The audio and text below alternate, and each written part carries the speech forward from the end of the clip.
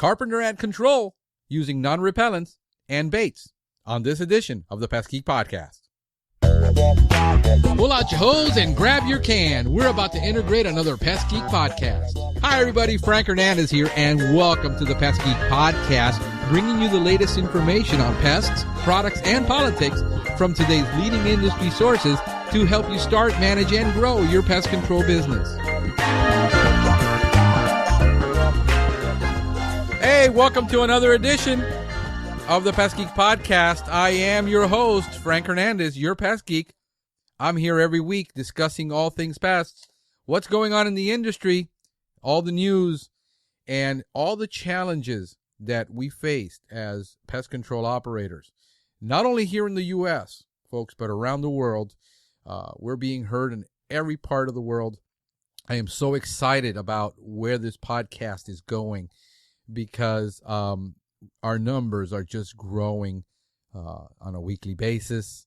Not only that, but the amount of response we're getting from people all over the world contacting us about how the podcast is helping them, influencing them, helping them change some of what they do, getting better control. They're trying a lot of the things that we're discussing, and they're getting great results from it. So we're very, very, very thankful for those people that are listening to us and becoming part of the podcast, joining the community, the conversation, and just excited about all things pest in general. I like to give a shout out and thanks to Bedbug Solutions. You can find them on Twitter at Bedbugs INCY, Bedbug Solutions, Cincinnati, Ohio. Love Cincinnati. I've been there a couple of times. I actually was in northern Kentucky, and I really enjoyed going down to Cincinnati, I love that old city, just that old industrial feel of a city, and it's just really, really neat place to go and hang out, and I really enjoyed it. Also, I wanted to thank Rennie Rosado of Hoboken, New York, for following us on Facebook. So thank you both for doing that. We really do appreciate you listening to us and following us, and that you're enjoying the podcast. I like to talk to you about a little pest tip that's actually a video. It's not really a piece of equipment, but it has to do with dusting with Cymexa dust. Now, I love Cymexa dust. I really love the products that Rockwell Labs put out. I use a lot of their products. They're very, very good. I really enjoy it. But they've got a video on how to use Cymexa dust in different applications, whether it's dusting, using brushes, mixing it with water. And on the show notes, there's a link to that video. So check it out on the website. When you listen to the podcast, there's going to be a link, and you can check out that video. And it's awesome of how to apply Cymexa dust in different situations. I also wanted to bring in a new segment to the podcast because we talk about Audible and audiobooks a lot, and I have them as a sponsor on our show, and I really do enjoy their product. And what I'm going to start doing is sharing my library of the books that I've purchased, that I've enjoyed, that have helped me, and I think will help a lot of people. And this week's book is called The Greatest Salesman in the World by Og Mandino. And I love Og Mandino, the way he wrote, and the things that he wrote about. Very, very neat. He was a very good sales trainer and a salesperson. And this book is an allegory of a 2,000-year-old story in the Mediterranean of a salesperson. And I think I recommend this to anybody who really would like to learn what it takes to be a salesperson. It's not a book on sales technique. It's an allegory. And but it's a wonderful story of the character and what it takes to really be a salesperson. And I don't think humans have changed much in 2,000 years. I think technology has changed the way we deal with each other, but I don't think as humans, people have really changed much. And so this is a wonderful book. If you want to know about sales and you want to know about how to become a salesperson and what is it really going to take, I think it's a wonderful book because people have a misconception of salespeople and sales. And I just think, like I said, check it out. It's a little tiny book. It's not that big. You can get it even on hard copy. I'm going to put a link up to Amazon.com for that book. So if you don't want the audio book, you can get the text, and we'll put a link to that. And it's this Greatest Salesman in the World by Og Mandino. Very short, couple of hours on the read. I think it's 2 hours, 2.5 hours on the audio book. So it's a great, if you've got people that you've got technicians and you would like them to become salespeople for you, I think it's a wonderful little book to give them as a gift. And it would probably really encourage them because it's a really, really encouraging book.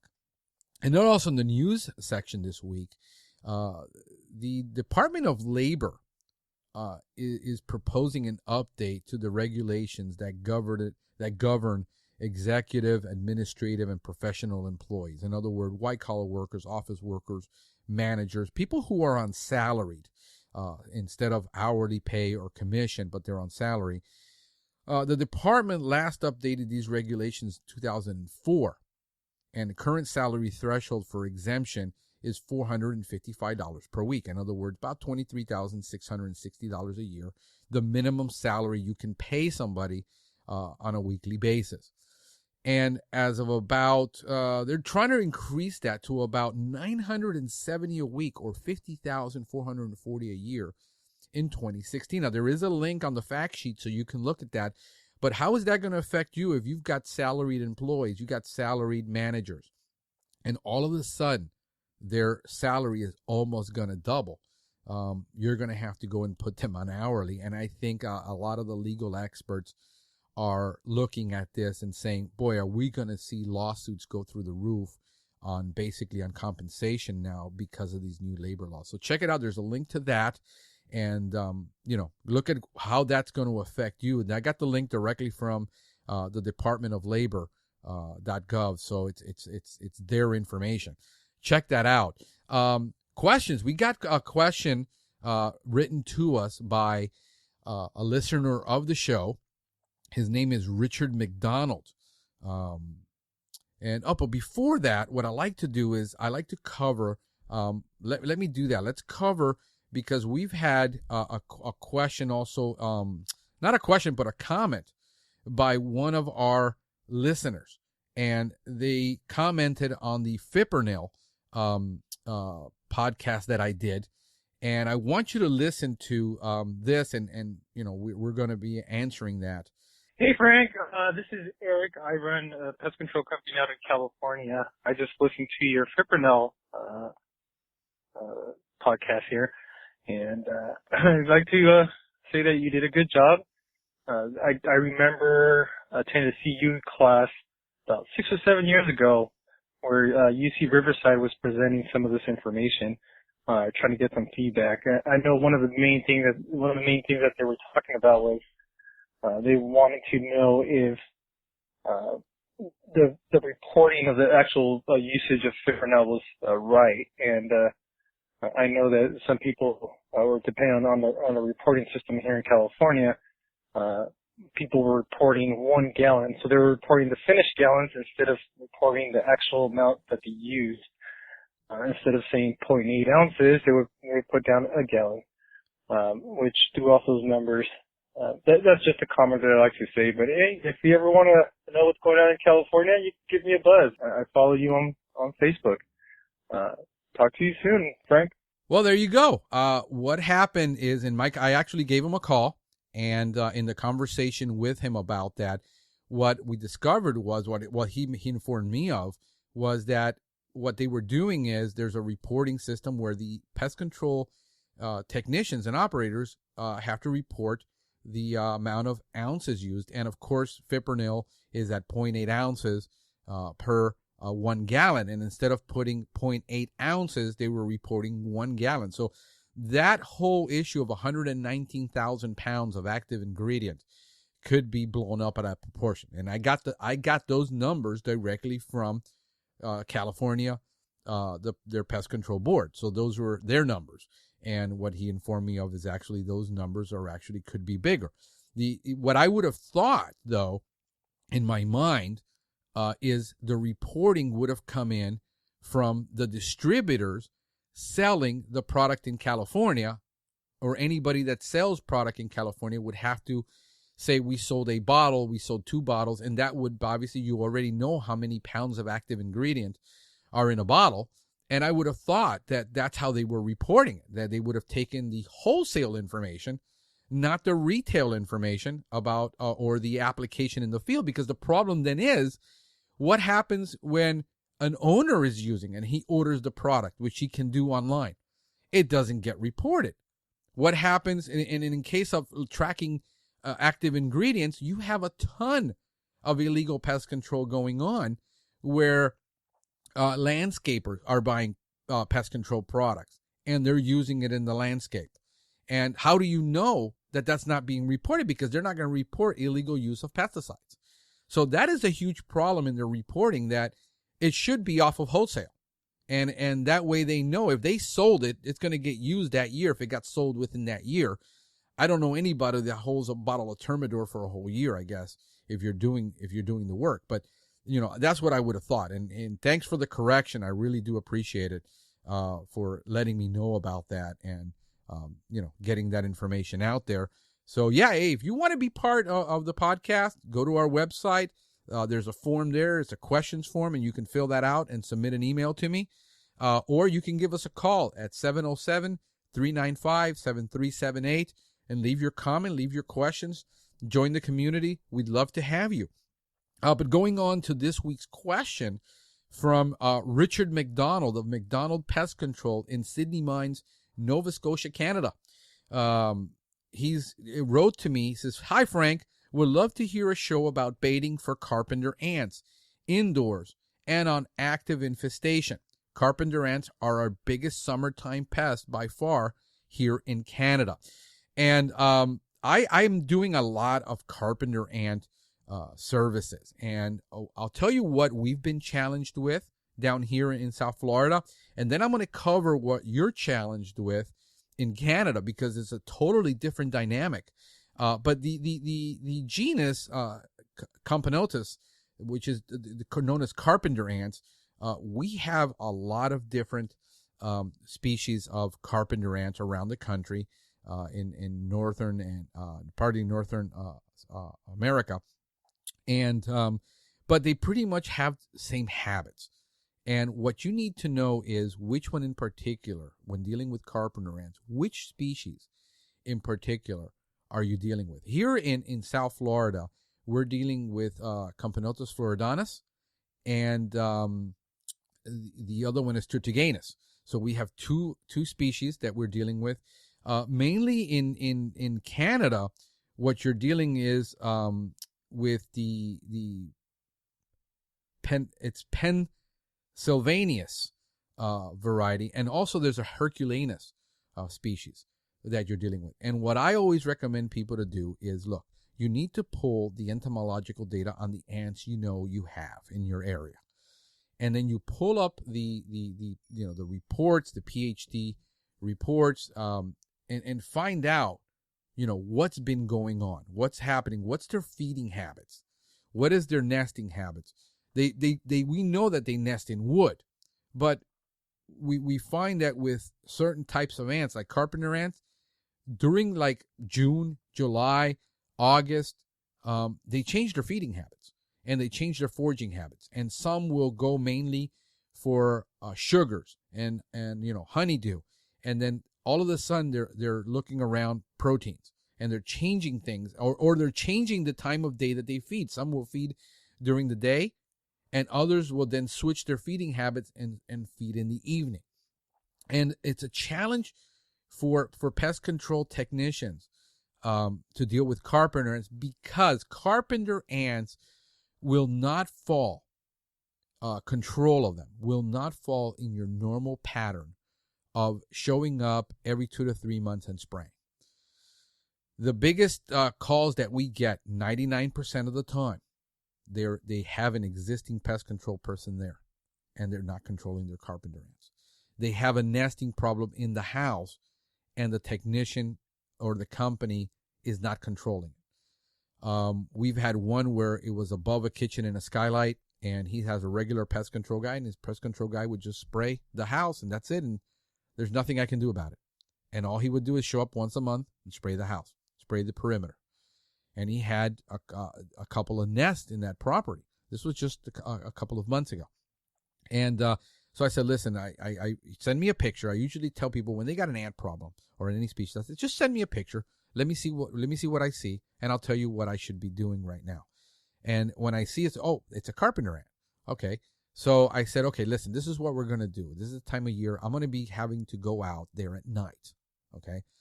And or like right at sundown. And we'll probably wait about an hour to an hour and a half, and we should be able to locate where that nest is coming from. And he would have flyers because they were flying, and they would fly all over the lights in the kitchen. And he would, turn on the lights in the kitchen, and they'd be all over the place in that kitchen. They would come out at night. So I said, let me go out there and take a look and see what we can find.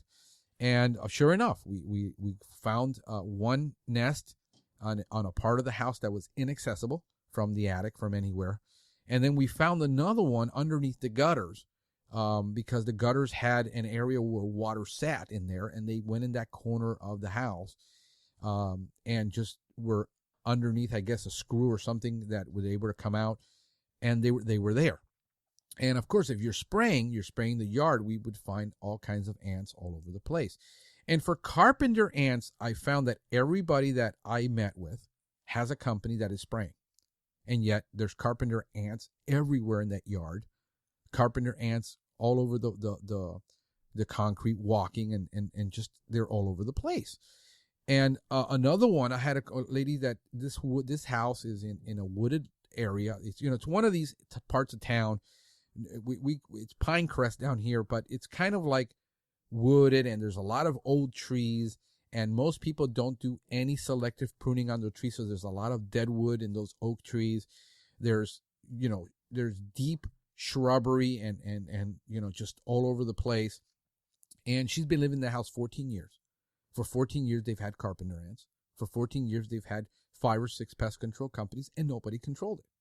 She had a nest inside the house. She would turn on the lights in the kitchen again and could never find where they were coming. Well, they have this, the house is it's a wooden structured house, really large house, really, really neat house. But the ceilings are they don't have like drywall on the ceilings. It's all wood. And this wood is dark wood, so you can't see the ants. And so I said, we need to go there at night, and I will stay there for about an hour, and I'll be able to find the nest. Well, sure enough, we found the nest coming out of a little hole in the ceiling, on the other side of the kitchen. Now, they've been living with this problem. They have a company, by the way, they have a large company that's a national chain. They've had them for 2 years. Couldn't find the nest. Couldn't go there. Why? The reasoning is that they're coming during the day where these ants are not coming out. They're not foraging. You can't find where they're coming out of. So you need to be able to adapt your service, if you've got a carpenter ant problem, to be able to come out when these things are foraging, to be able to find the nesting sites inside the home. It's a difference between trying to find them outside, and you do it the same way. But you can't just do a routine service, just keep spraying and keep stringing the customer along, telling them, well, we've already sprayed, we've already treated, we've already done. No, the challenge is that you have to be able, so this is an additional service at usually in off hours. So it's a huge inconvenience for a lot of people. And what I do is I tell the customer, the only way we're going to solve this is for me to come out at night. This is an additional service. We don't cover carpenter ants as part of our regular service. Carpenter ants are a specialty service. We charge additional for it because it involves coming out at night. It involves treating, and it involves following up, and then it involves doing multiple applications outside and inspections as part of our program. When we're dealing with carpenter ants, it's pretty much sprays are out. All sprays outside are out if we're going to be able to control this problem. And we switch over completely to baits. So it's finding where that nest is. I just had another one call me yesterday. This was about a week ago. Same problem. I said, do you have, and all questions I'll ask the customers. Number one is, where's the general area? Number two is, have you had a leak there? has the house had termites? Because they're going to want to move in. So sure enough, it says, yeah, we have a leak here. And I said, and this is the area where you're seeing them. Yeah. And sometimes we've seen them hanging around that light up there. And I says, that's probably where the nest is. I'll come at night, take a look at it, and then I'd be able to treat it. So how do I treat it? Well, if I locate the nest inside the house, I'm going to take a non-repellent, either a foam or an aerosol spray with an injector. And I'm going to take that little area and I'm going to inject that area with foam. That's my number one choice. Or I will take my non-repellent, and I'm really liking right now for this Alpine. Alpine has fewer restrictions. It's a lower risk product. It's doing a real fantastic job for these types of products. And you just go in, and how long does it take to treat? Well, I tell the customer, it's really going to take me about 5 minutes to treat this once I find it. The challenge is finding it. So I got to spend about an hour to an hour and a half around your property with my headlights on, in my head, walking around at night when nobody wants to come out. So how am I getting these jobs? Nobody wants to come out at 8 o'clock at night. And I said, this is what our price is, our standard price for this. And this is what it's going to take. And then it's going to take a follow-up. And by that time, it's never been an issue with the pricing. But it is a specialty service. And then I will just treat that, that void where it is. We've had one just a week ago with a window. We thought they were coming in. Turns out they were already nesting inside the windows, the window frame, and they were coming out through a little hole in the window. All we had to do was treat that area, that little one area. We didn't have to spray the whole house. We didn't have to bait the whole house. We had to find the nest. And that's a challenge, because what a lot of people that I deal with, they're coming in, they're spraying, and they're leaving. And they're not spending any time or coming back on that property to be able to locate it. All right. So in the case of the Camponotus pennsylvanicus, I've got a couple of great article links to one is called The Nutritional Ecology of Carpenter Ants, Camponotus pennsylvanicus, Micronutrient Preference and Particle Consumption.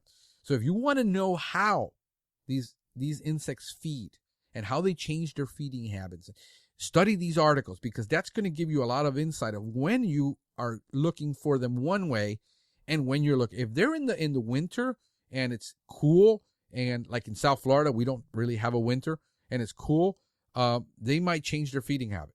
If not, they're still doing it the same way. You might find them at 3 o'clock in the afternoon coming out. Other than that, you might have to go at night. There's also, it's called the Foraging Ecology of the Aphid-tending Ant, Camponotus cruentus.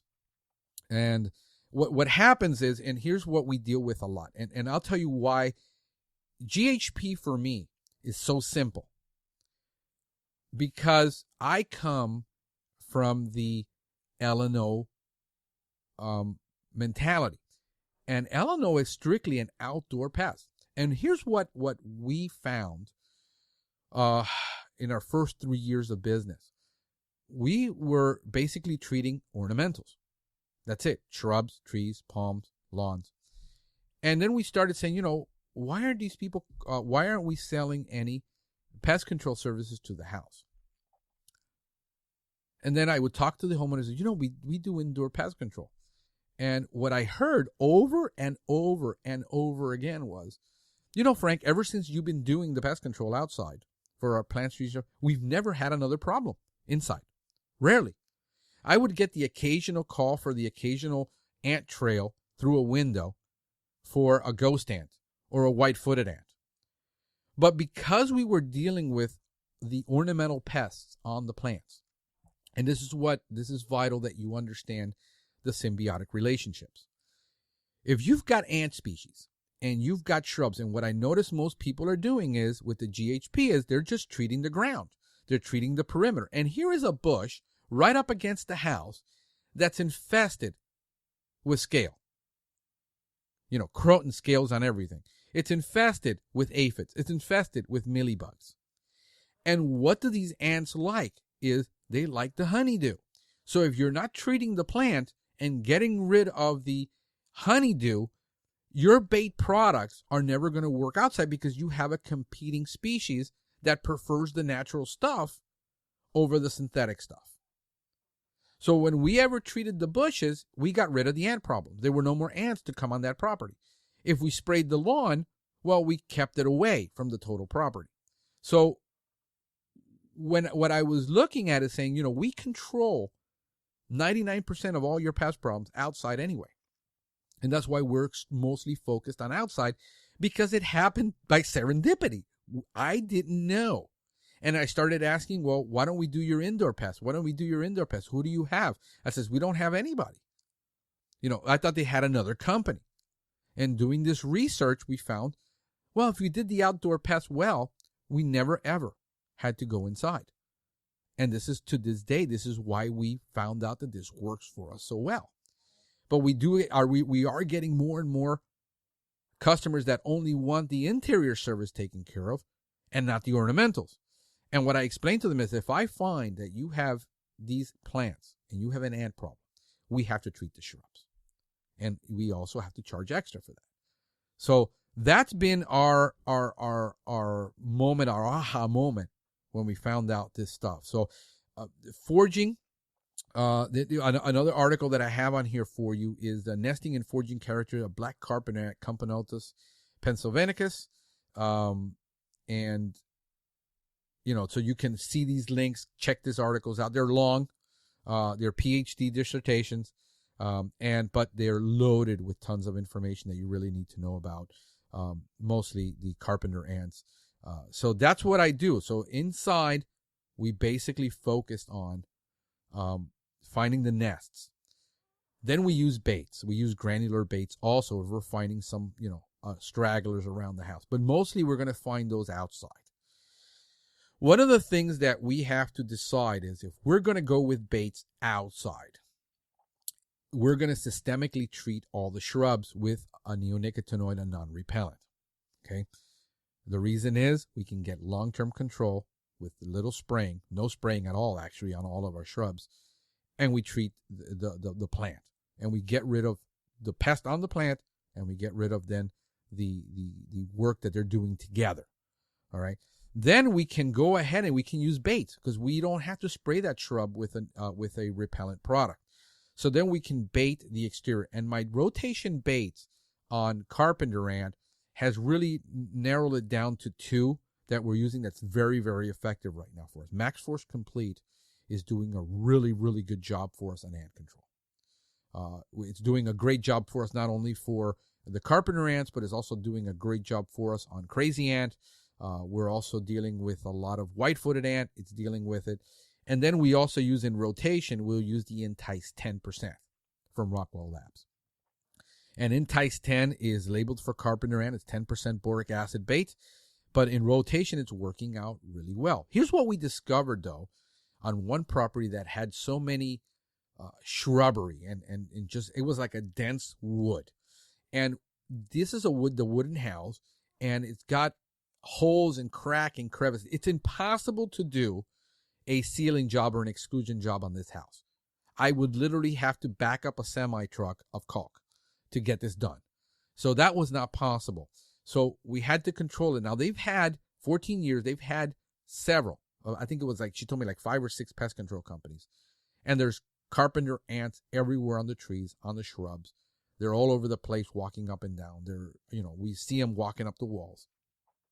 So I said, well, we can go with the baiting, but that's going to, bait everywhere around the property. So what I did was, I know enough about repellents and products that are repellents in the landscape and natural products. So we took a natural product that we use, a combination. And this product that we're using is Essentria. I love Essentria for spraying ornamentals when we have to do it. It's a natural oil product of mints. It does have a synergist in it, so it does very, very well. We really like it. I also like the Ecovia, and now we're using a product called Pest Out. But the problem with Pest Out is it does great on mites, it does great on all these other types of insects, but it has this strong odor of clove that a lot of people don't like. So what we started doing is I said, I'm going to treat this like if I'm going to mist spray everything, like if we were spraying for mosquitoes with this repellent product. And I went outside because the shrub, I mean, this is a large property. We're talking 12,000 square feet of shrubbery. It's a lot of bait to put out. So I said, I'm going to spray it with this natural product because I've done it for ant control and it does very well. And we misted everything in that garden. Then I came back in 30 days and we started using the bait around the perimeter. That was the last time we've ever sprayed that property. We don't see ants anywhere. It's under control. There's a canal in the back of the house, so they have abundant water sources and things like that. So, what do I do is, guys, look, I push the envelope. I do things that people tell me can't be done. I experiment. I look and I say, what do I know enough about these insects? Because what happens with a lot of the trees and shrubs where they weren't going to treat all those trees, but they have aphids, mealybugs, and all that, it will control those insects. It also contaminates the honeydew so they won't eat it. And then that way it doesn't compete. But I have a natural product that I put out that I didn't have to contaminate that entire environment. All right. So that's how I've been doing it. And a lot of the things, now what you got to learn to do is if you're going to start dealing with Carpenter ant problems, you got to stop those neonicotinoid sprays in order to be able to use baits. You can't do both. It's either one or the other, because what will happen is a lot of people tell you can come back in a week or 2 weeks. How do you know the residual's there? How do you know it's still not affected? How do you know that you didn't get wind drift and when you applied it in this area and you applied it to the other area? So what I've learned is a lot of people want to do both because they're afraid to stop using the spray. What's going to happen if I stop using spray? And is the world going to come to an end? And I'm telling you, the world is not going to come to an end. It's more time, it's more work, but you get rid of the problem. With sprays, most of the time you're really covering it up outside, especially in those wooded areas. You're not going to deal with everything. So I do that. Okay, so now what? Because this guy's in Canada. Now let me tell you something about Canada. There's where all of the bans on pesticides really started. And they're very, very limited on what they can do, what products are available to them. We here can go out and say, how many pyrethroids do we want a selection of? And we can buy it. Not over there. There are no neonicotinoids available to them. There are no non-repellents. They don't have them. It's not like they're limited use. No. They don't have it. There is no Thermador. There is no Alpine. There's none of that available to them. So when these guys have to do pest control, they can really give a class on how they have to do pest control the real way. Not depending on an actual product, but depending on their knowledge of the insect. And why is this important, guys? Because this is coming. It's not going to happen today. It's not going to happen tomorrow. But it is coming. Sooner or later, you're going to find yourself not having things available to you. We're so spoiled. I mean, really, we're spoiled to death in this country that the biggest discussion is, which one should I use? Which one is better? And these guys have none of this available to them. What did I find that was available that they could use for effective control? Well, first of all, there is no, you can't use like a PI. That is available to them.